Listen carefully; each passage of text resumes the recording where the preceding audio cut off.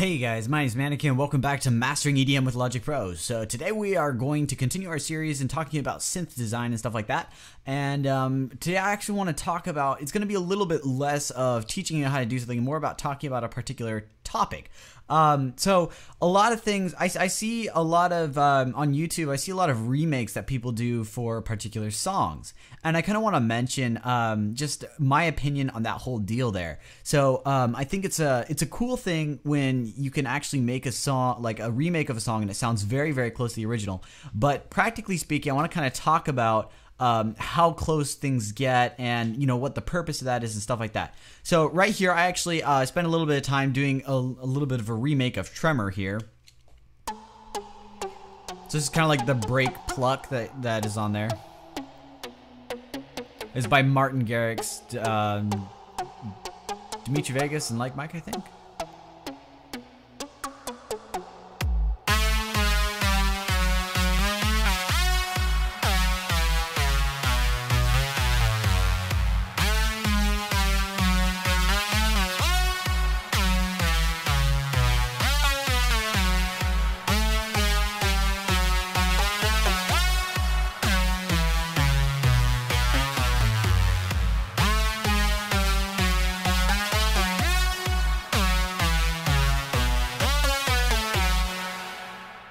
So it's by no means perfect, but actually, for my particular, sorry about that, for my particular uses, this actually is perfect.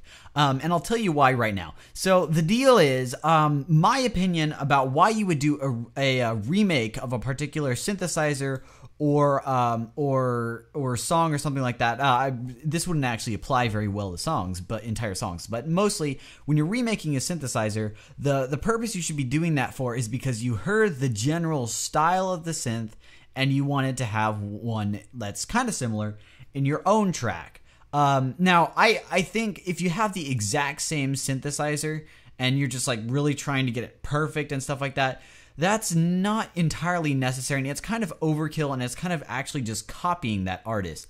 Now, I don't have anything wrong with, using a same synthesizer as another artist, but I think if you're just pouring all of your time into getting like an almost perfect replication of a synthesizer using a different track, then at that point, you're copying the artist, simply because, if you're spending that much focus on replicating something, then all you're trying to do is copy that person. So I think if you spend a little bit of time getting it to sound similar, and in the end it doesn't sound exactly the same, but you still have something that kind of resembles it in some ways, and maybe is a little bit different in other ways, then what you're doing is you're creating a synthesizer that's the same style because you want that particular style in your track, but at the same time you're not actually copying the person because your focus is to get something that you've heard before into your track and not get, a exact replication of a particular synthesizer from a particular song. So I'll just kind of briefly go over how I went through this and I ended up making this. But so essentially, I'm going to start with the kick because it's the easiest part. I noticed that the kick in Tremor is very distorted, so that's by no means a perfect kick. But what I did here is I basically have, I should name this here, kick high. This will make it easier for you guys to see. I said I'm probably going to try to post as many projects as I can here. So there may be cases where I'll actually use kick low. There may be cases where I'll use an external VST plugin. Or not VST, audio unit technically. But anyway, I might use an external plugin, but I'll inform you guys beforehand so you can open it when you download the file. So right here I have the high end of the kick, which is basically, oh my gosh, that sounds like Tsunami. Anyway, so basically I just got a kick here. I did some EQ to it, some compression, and then this EQ here basically just cuts out the low end. I don't think I did anything else fancy. Oh, I did a little bit of a boost in the highs. But so we have, that's the original kick. Did this to it, really boosted the high end, and then I compressed it to make it tighter, and then I just cut out all the low end here, so it's a very tight, punchy part. And then for the low end, I had the exact same processing, and then I just added an overdrive in this one. Instead of cutting the lows, I cut the highs. So So then I just threw an overdrive on top of it, like drove it through the ceiling. And I also made the tone really low, so it's at 45 right now. So this is what it sounds like right now. And if I open it up,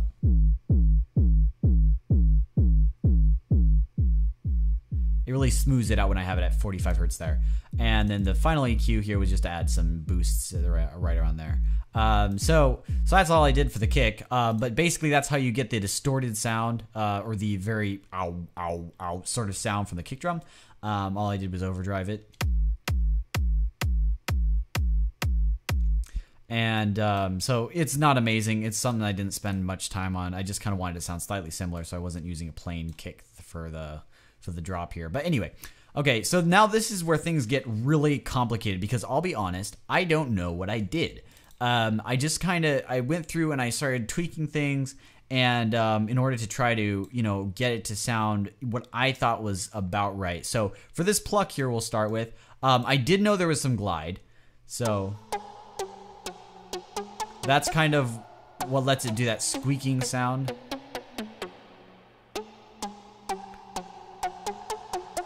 It's kind of noticeable with those high notes there. It goes weep. So that's why the first thing I added was glide, because I knew that. And then I started going through and I started trying out some of these, and I'm gonna open up the cutoff here so you could really hear what it sounds like. Probably need to turn on the volume too. So turn on the volume here.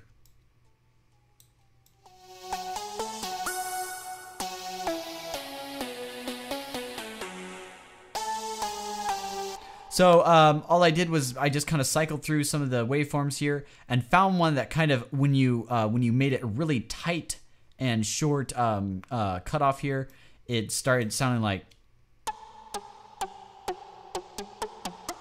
Now to put it into perspective, if I switch these all to a saw, this is what it sounds like.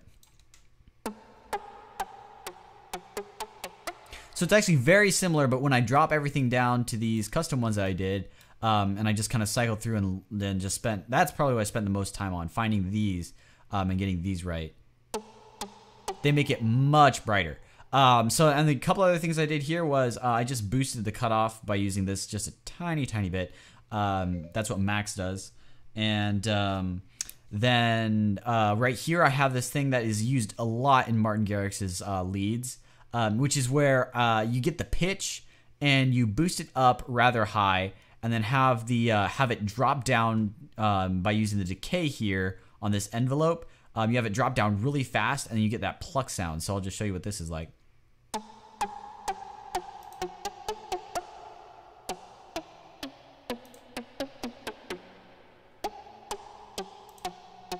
So this one, it doesn't actually, if I turn off the glide here, it'll be a little bit more prominent, but.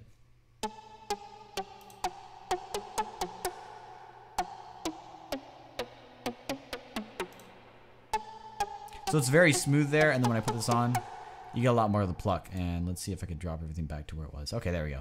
So now it's back to where it was originally.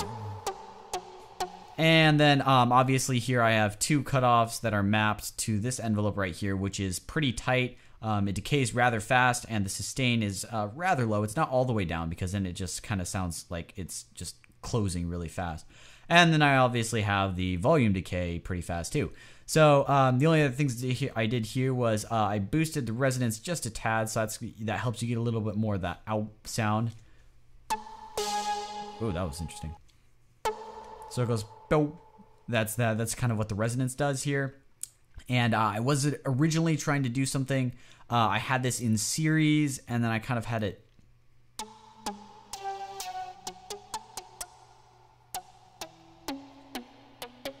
That's kind of how I had it before. That's why I have the first cutoff map. You might like that better, but I ended up going with this, because I kind of thought it sounded a bit more like the original. But in this case, if you notice, you might like the sound of this one better. And despite the fact that, whoops, I just changed that. I wasn't trying to change that. Despite the fact that it doesn't sound as close to the original, you could be, like I said, the purpose of this is to get something that sounds similar for your own track, because you like that synthesizer, you want to drop it in, not because you're trying to copy them entirely. So that's kind of what I did for this one. So as you can see, I'm not telling you how to make the synthesizer. I'm just going over what I did. And that's because, like I said, you need to focus on how it was made. Because if I teach you how to make this synthesizer, you're not going to learn anything. If I just say, click this, click this, click this, it's going to be useless information to you. You're going to have the synthesizer in the end, but it's just faster for me to give you the project. Whereas, where in this case, you know, I'm telling you why I did the things I did. So this one gives it a lot of punch. This one kind of boosts the cutoff just a little bit because I didn't want to. I just kind of wanted to. I was lazy and I wanted to boost the cutoff without messing with these too much. So, so that's what I did with that one. These ones obviously are just mapping the cutoffs. And then, you know, like I said, for these I just kind of looked for a waveform that fit, and then I set some glide on it, and then just made all the envelopes here pretty darn fast. That's essentially all I did for this one.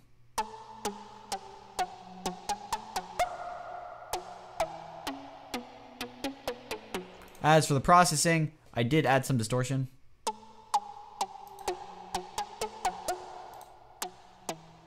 Because it gives it a lot more body. And then obviously I have a crap ton of reverb on here. Which is, let's see. That's most of my reverb here. Snare chamber, I did start the impulse response a little bit later so that we didn't get like a pause. So that's the basically breakdown for what I did here. And then for this one, it's actually two synthesizers layered on top simply because I have a mono lead, which sounds terrible. Actually, it doesn't sound terrible, but it kind of phases a little bit when you drop it in mono. So I decided I'd drop it in mono and then just add a little bit of stereo underneath.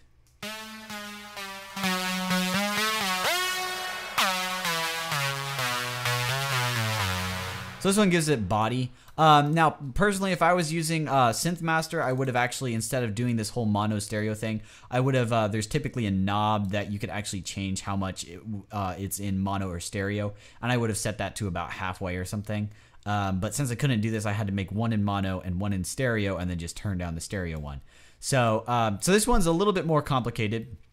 I kind of started with the, I went to the tutorial settings, and then I went to analog saw unison, and that's kind of what I based it off of.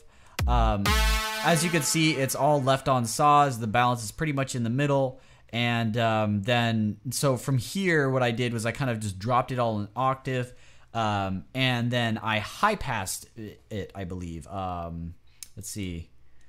That's the gain. Whoops. So this is the EQ. Oh, that's one of the things I did. So normally, the synthesizer would sound like this, which doesn't really sound like the original track. That kind of, you know, makes it sound more like the original track, like a thinner, more annoying sort of sound. But okay, so now to break down what I did with the synthesizer here. So like I said, I dropped everything in octave, and I cut the lows because otherwise it just sounds like a saw otherwise. So now that is a little bit too high, like it needs a little bit more body, but I don't want to bother fixing that. So then I have this glide here that is kind of what's letting it slide between the notes.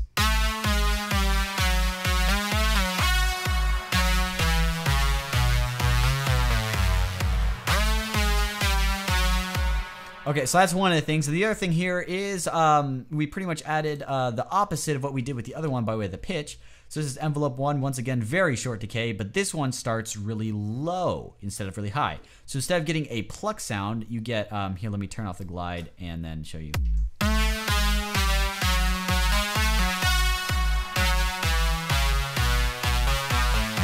It's a little bit more obvious if I have the EQ like this.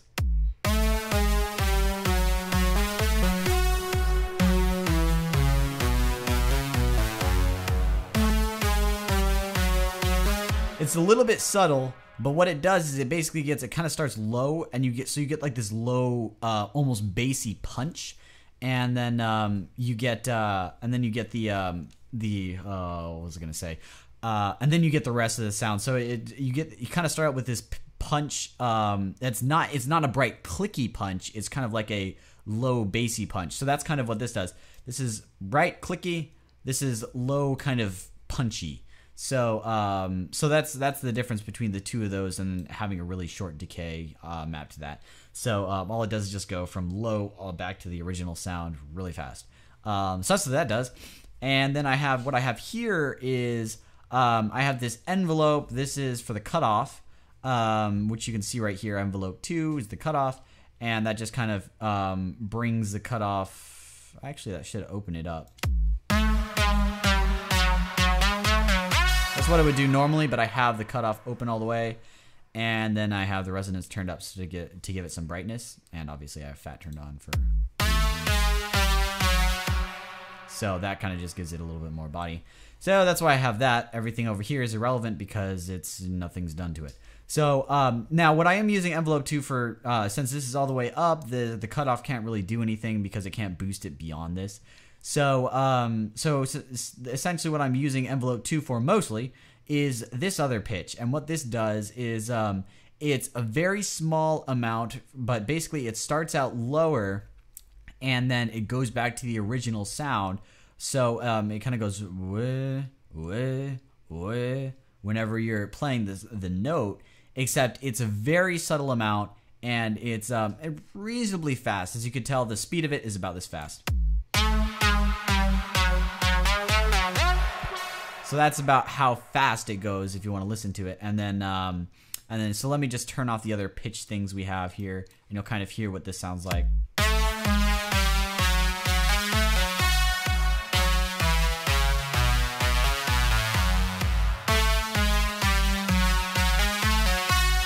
So it kind of goes bim bim bim bim bim. So it's almost like it's going up just a little bit. And that's one thing that if you weren't paying close attention to the original synthesizer in the song, you might have missed that. It's a very, very subtle thing that's going on there, but that is what gives it a lot of its characteristics and kind of makes it sound, like I said, the annoying sound it kind of has. Now, obviously, some people really like that sound, and I kind of like the synthesizer, but it's just the only way I can describe that sound. So.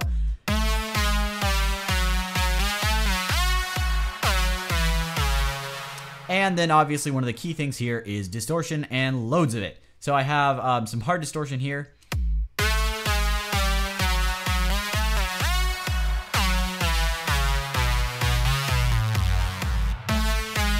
So you do kind of have to be careful here. What I might do is just map this to high pass, cut off there, resonance there.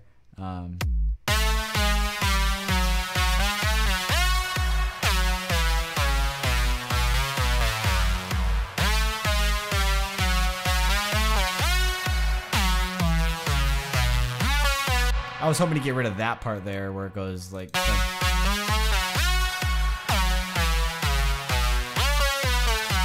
where it kind of starts to sound like the bass is all colliding. Anyway, let's see here. So what else do I have? I have got... okay, so let's set this back to what it was before just because. Since I didn't end up fixing it. So like I said, I have a lot of distortion on this. Whoops, sorry about that.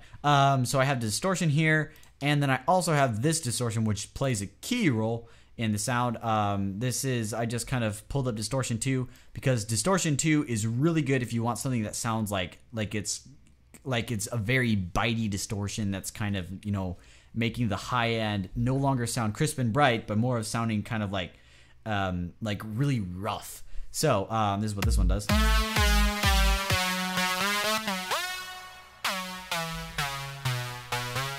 So it sounds very smooth. Very, very smooth.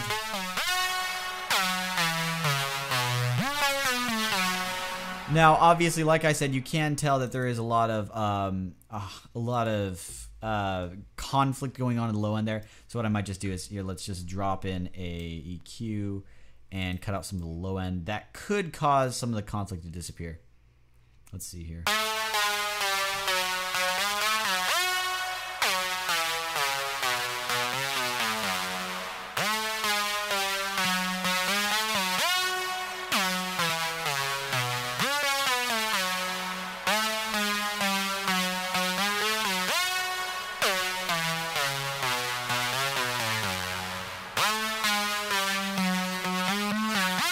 That was the conflict that I was trying to get rid of, but it didn't end up doing anything anyway, so there's no point in putting that there.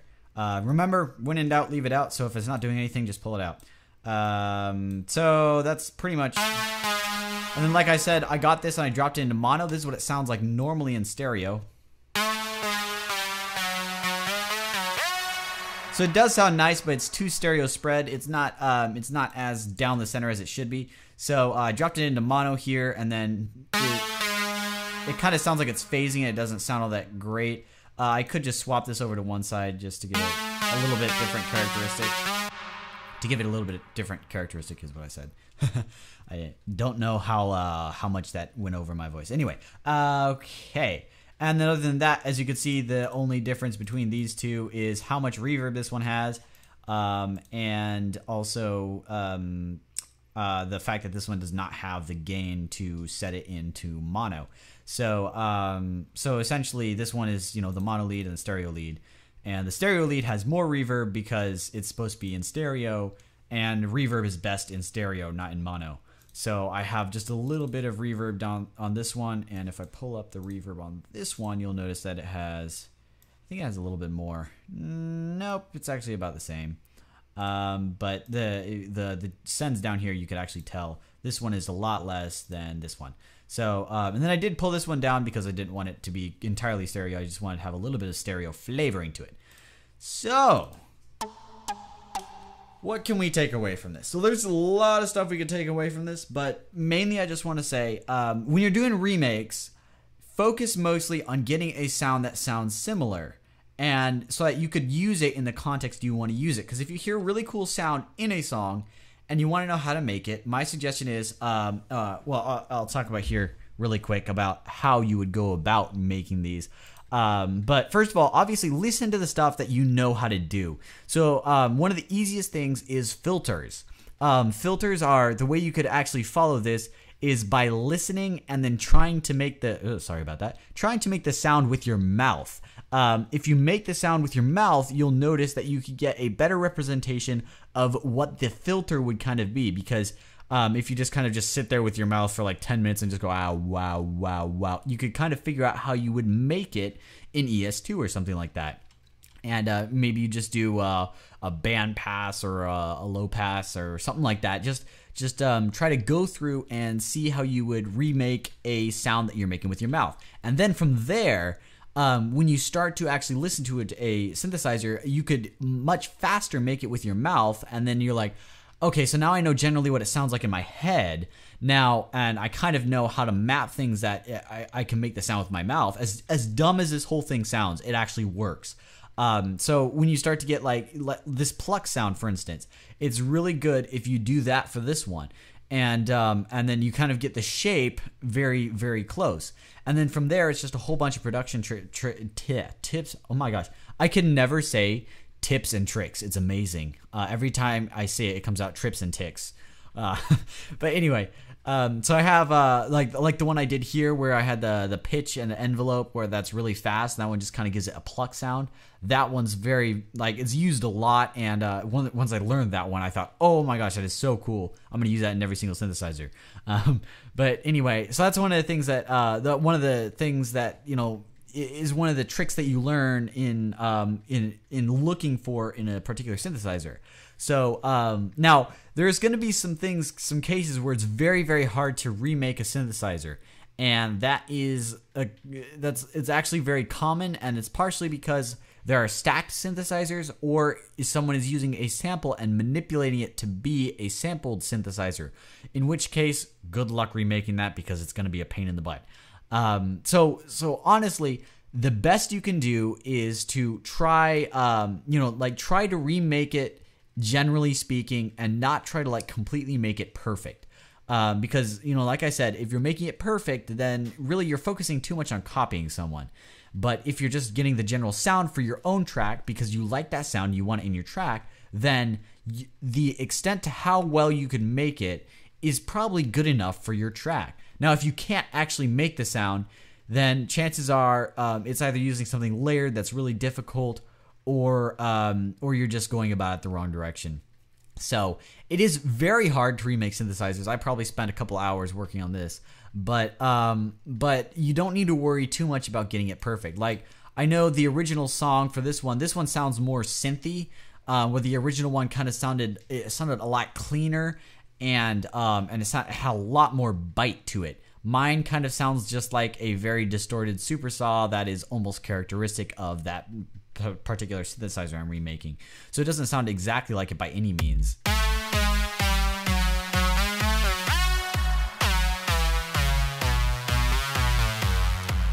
So, you know, the idea is that you want to focus on just being creative and making something that you could use, not so much something that'll be exactly the same. Yes, it is good practice to be able to remake other people's synthesizers because it gets you a lot more experience with using ES2.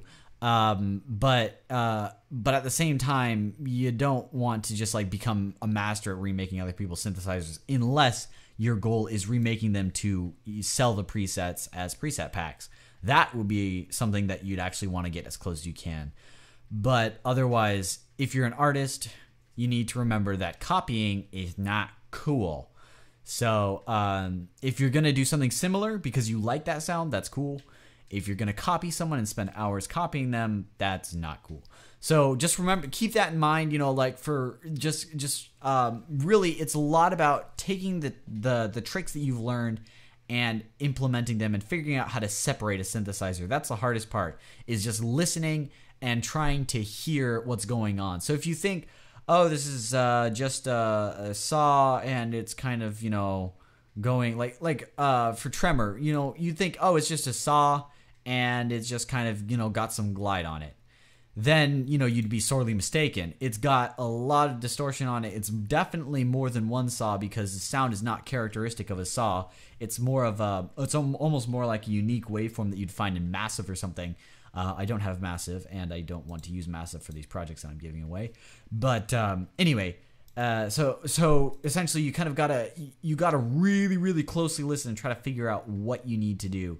So yeah, not a lot of practical application to this video. It was kind of half, you know, me talking about what I did and how I approached a particular sound that I heard.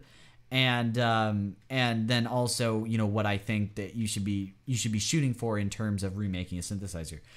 So a bit out of the ordinary video here. Tell me if you guys like that, or if you know, or if you prefer the other things I've been doing where it's more so actual practical application of things and not so much talking about an approach to something. But anyway, you know, if you guys don't like that sort of thing, I'll try to avoid it in most circumstances. But I figured I'd give this a shot because someone talked about, you know, oh, how would you remake stuff? There's not really a surefire way to remaking things. It's just a lot of closely listening and figuring out how you'd break that down into a synthesizer.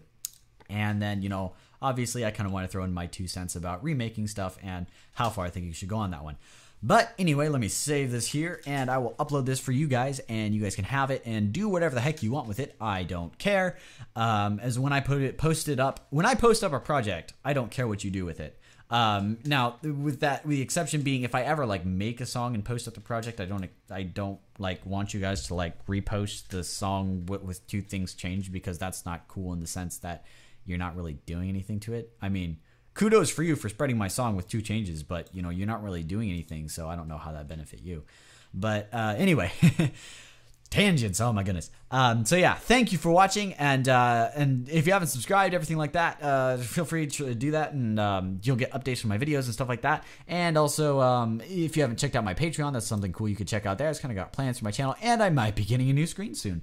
Sounds like something cool there, so you guys won't have to get these wonderful black bars on the side. But anyway, thank you for watching, and I'll see you in the next video.